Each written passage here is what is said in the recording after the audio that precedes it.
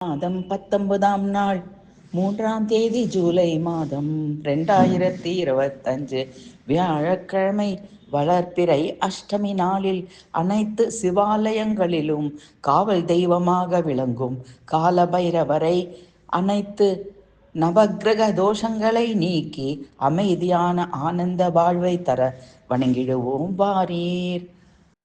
அந்த காசுர அசுரனை வதம் செய்ய சிவனின் நெற்றிக் கண்ணில் இருந்து அவதரித்த கால பைரவரே போற்றி. சிவபெருமானின் ருத்ர அம்சமாக தோன்றிய ஸ்வரூபனே உனை வணங்குகிறேன். கால பைரவரே போற்றி.